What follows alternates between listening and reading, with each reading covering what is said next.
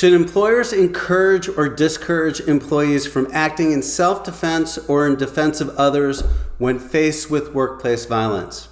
California, in the most recent draft revision to its groundbreaking workplace violence law, has staked out a clear position on this issue.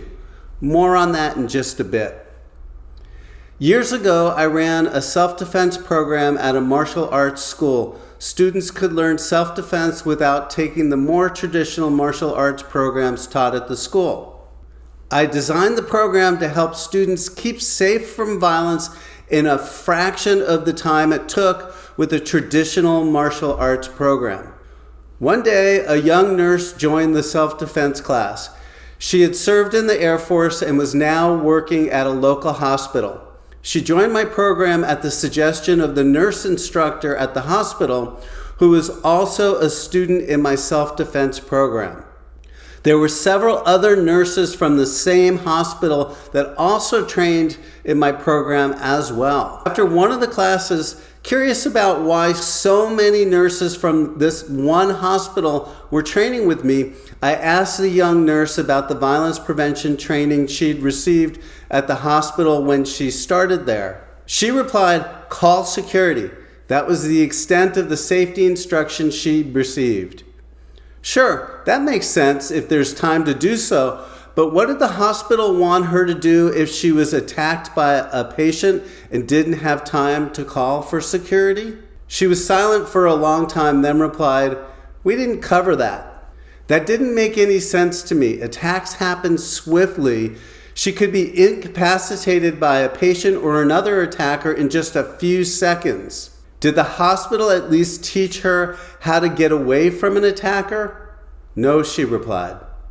The hospital didn't provide self-defense or personal safety training to staff because the hospital administration would rather pay a workers' comp claim for a staff member injured during a workplace violence incident than to be sued by a patient, even one that initiated a violent incident by attacking hospital staff. I had trouble squaring this. Over the years, I had worked as an investigator on several lawsuits brought by plaintiff attorneys against this same hospital.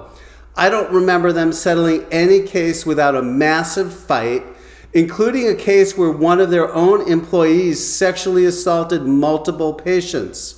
Hi, I'm Mike Corwin. I spent 30 years conducting investigations into violent incidents. From doing that work, I learned how violence occurs and, more importantly, how it can be prevented. And to keep myself safe while working in dangerous locations, I developed effective strategies to avoid physical harm from violence. For over 10 years, I've helped employers protect their employees and their bottom line from the harm caused by workplace violence. I've put together a free workplace violence prevention checklist to help you do the same. You can download it in the link in the description below. Back to California and its strong position on self-defense and defense of others in response to a workplace violence incident. According to a reference note in the most recent draft revision of its workplace violence prevention law, Cal OSHA had learned that some employers not only discourage lawful acts of self-defense and defense of others, but even retaliated against employees for physically engaging with a violent attacker. In response to learning that employers were doing that, California in the draft revision added the wording, and I'm quoting, "The employer shall not retaliate against an employee involved in a lawful act of self-defense or defense of others." According to a note of explanation, California, quote again, added information on lawful self-defense and defense of others above in response to comments from Cal OSHA enforcement observing this type of retaliation and it being a problem. That's a clear-cut warning to employers and quite supportive of employees lawfully engaging in self-defense and the defense of others. But then California went even further, striking language from the draft that would have prevented employers from requiring or encouraging employees to confront a person suspected of engaging in workplace violence. In striking that language, California is conveying that it sees a benefit for employees being able to engage physically with an attacker when their safety and the safety of others depends upon doing so. Look, California is ahead of the curve here, but it's already was with the workplace violence prevention law that went into effect in July 2024, and now adding its support within that law to employees acting in self-defense or in defense of others makes sense, especially as part of training employees in strategies to avoid physical harm from violence.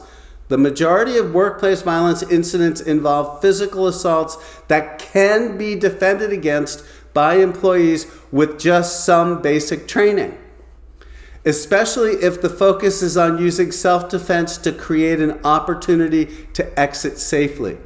According to a study performed by multiple federal agencies from 2015 through 2019, physical assaults, hitting, kicking, beating, etc. accounted for 83% of the employees treated in the ER for workplace violence injuries. And that translates to a lot of people being injured from defensible violence. During that time period, 529,000 people were treated in the emergency room for injuries resulting from workplace violence. That's an average of over 100,000 per year. Those victimized by workplace violence suffered from more than just physical injuries. The study found that 15% of those victimized by a workplace assault suffered severe emotional distress. Women, typically smaller in stature than men, were targeted in non-fatal workplace violence more than twice as much as men. And it's not just the employees that suffer from the effects of workplace violence.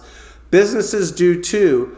A single workplace violence incident can increase absenteeism and turnover rates, harm morale and productivity, leading to a drop in revenue for up to 6 months.